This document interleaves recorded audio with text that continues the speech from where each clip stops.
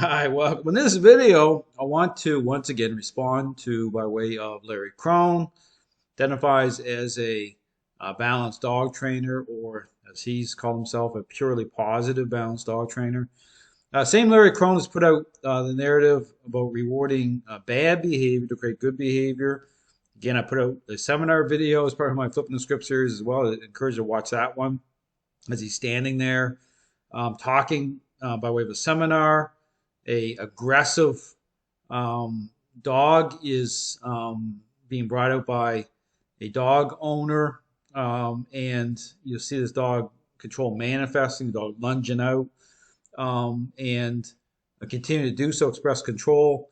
And at a certain point of that video, you'll see Krohn start to, push the button with the remote collar, can define the working level. I'll talk about the role of influence, okay? In terms of, one of the big things is proactive by way of intercepting a expressed state. Okay, so very specific as to its role. But again, people wonder why it is that trainers are being questioned about the role of these tools within the framework of a superficial process in which these trainers are motivating dogs to respond in the middle of a relationship problem. I talk about, the assumptions these trainers are making at that level by way of a dog's perception of a dog. And again, put out that question, for these trainers to actually, to show how the criteria they're using to establish that the perception of the dogs are changing the right way by way of within this superficial framework of response. What's the criteria? Well, there is none. Okay, understand the criteria I talk about. Influence and control is a very criteria that you're not seeing within the framework of this ideas of what training is. And so again, I want to put this video because this is a second video. I did the first video, he's taken on a board and train, Hazel. And the first video, again, very profound. Okay, even the statements he made in the video. The dog is going into lockdown mode. Okay, this dog has a high level of control in the relationship with their owner, clearly.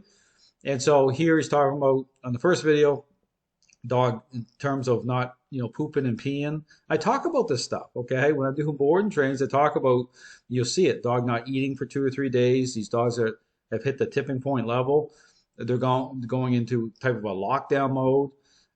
But what's the way through it in terms of working through a relationship problem the right way? Well, it comes through a intentional interaction-based method, which reconciles both the role of the dog owner, influence and control, to come out on the other side of things, okay, the right way, whether it's dealing with food aggression, issue with housebreaking. Dogs get very stubborn. You'll see them go into lockdown mode.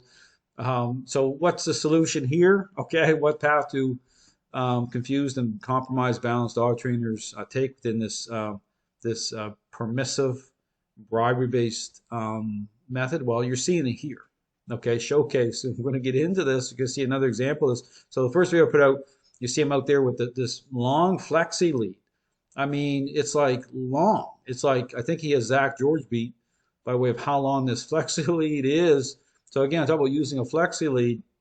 I want to stay away from certain devices because they represent, okay, it's not about bringing a dog under intentional control that way or leadership. Okay, this is just about permissiveness. Okay, this is like the free will of a dog. Get into that about choices. So understand balanced dog trainers are caught in this trap of a process defined by, choices. And once a dog has gained a level of control, and again, they're in a catch-22 situation. I talk about that.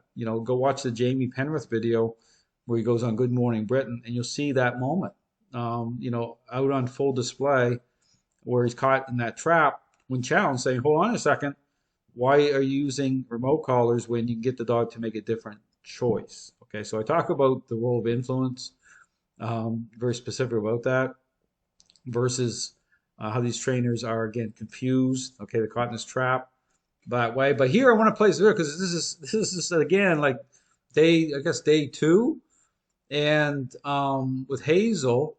And here you see Krohn out with his long, super long. Don't think I've ever seen a long flexi lead this long. Out here, okay, in his backyard, sitting down with his dog, wandering around, kicking the ball around. But there's a moment here I'll play here in a minute where another dog comes out and Krohn is just sitting there and this dog is expressing. He's just letting it happen. Okay. Because again, I understand this whole thing about, how these trainers are jumping into relationship problem, the lens that they're looking through when it comes to a relationship problem. It's incredible to me, but this is another great example. I talk about not being dialed into, again, Hazel's stinking thinking. Okay. The reactivity, the control being expressed towards another dog, and just the confusion with that in terms of not intercepting any of it, not being dialed in the relationship that the right way. Well, this is a great example of it.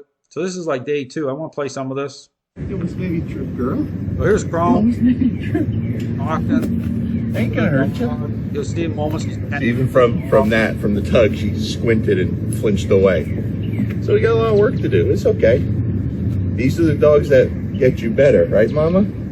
So petting all over the dog, because the question is, okay, what work is he doing here? What's he doing? This is a dog is gaining control in the relationship with their owner. He's taking in this dog, and he's petting all over the dog. Again, I talk about the issue about what defines it's an intervention. Okay, it's all about, again, I talk about interaction based in terms of taking the path of a power play. This is a type of power play. It's not the type of power play where you're intending to start a war with the dog, but it's a type of power play in terms of reconciling those 2 core ingredients, influence and control, to start to change the perception of the dog. Okay, it's just like type of power play. A parent who's dealing with a selfish child is starting to get in their airspace differently. Then I show it. I show exactly how everything aligns. I show in terms of putting the picture to the test the right way. But just watch this again, because the question is, what is he even doing out here with this dog? It's all about just a pretty picture, really. Right. It's like pandering to a certain audience, okay? And the reason why dog owners are seeking help in the first place is because they're not perceived the right way.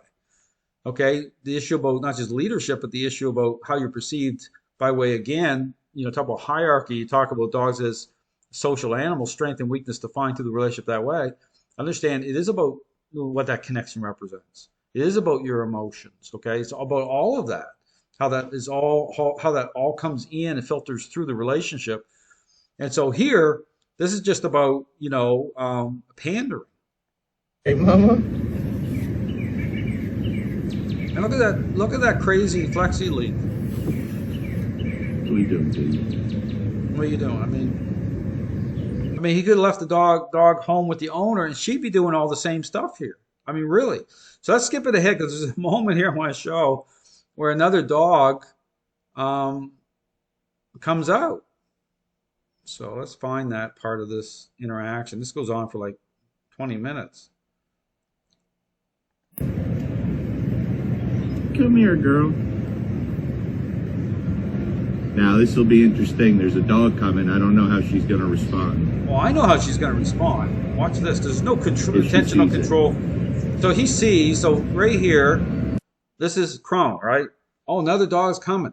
The dog has, again, gained control in the relationship. It's very reactive, okay? So I talk about control manifesting, okay? The dog starts to invest, fixate, control, and express state. So he already identifies the dog's about to see this other dog coming. And what's he doing? He's got this flexi lead stretched out probably as far as it can go. And so this really represents, too, you watch that seminar video, it's the same type of passive, type of interaction. He has that dog owner kind of left out hanging on her own as she's, bringing this Rottweiler. The Rottweiler is just expressing, and he's standing there, talking to, those in the seminar. Well, this is the same type of thing. I talk about, establishing in terms of, changing the focus of the dog, okay?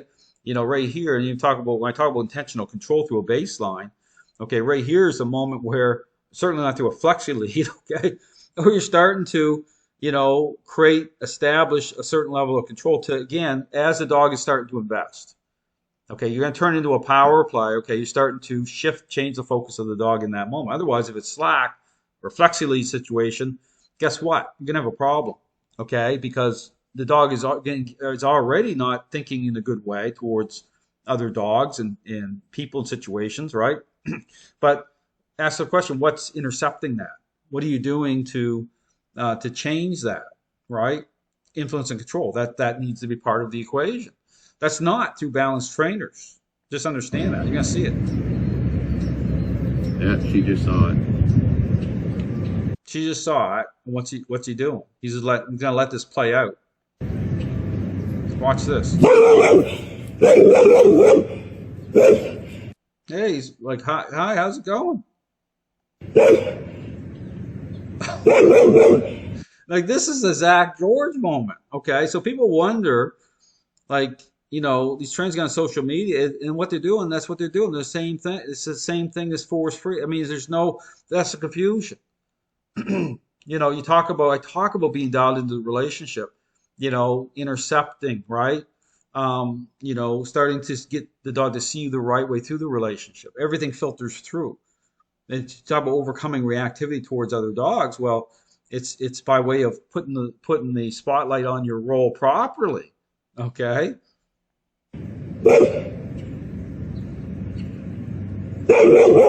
To just nothing. So there you go. Right? Now you're 5. It's like the child being in the toy aisle say, I'm going to count to 10 and you better come out. Well, the child waits till you count to 12. But this is, like I said, balanced dog trainers. You're not dialed into this at all. In fact, this is really, I mean, I've seen balanced dog trainers at least correct the dog, even though they're reactionary. At least they're not going to sit here like this.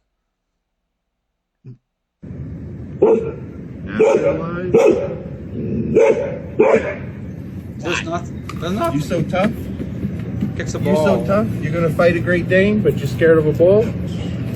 Over here, come here. So this morning on her walk, she saw a dog from about 150 yards away and keyed right in on it. Boom. Hair stood up. She didn't react like that. It was far enough. Yeah, but like nothing. So I just want to, again, people can watch how this all plays out with Krohn. This is, again, public post. He's putting this out to showcase, how he, does the board and train. You watch my board and trains, it's a lot different for a reason, okay? It's about, again, understanding the role of the owner, the role of controlled influence, how it all, comes in, how it all aligns. Talk about intercepting an express state. But look at it. I mean, the big flexi lead, I have never seen a flexi lead, I don't think this long. Zak George probably has one, but this is a complete joke. Thanks for watching.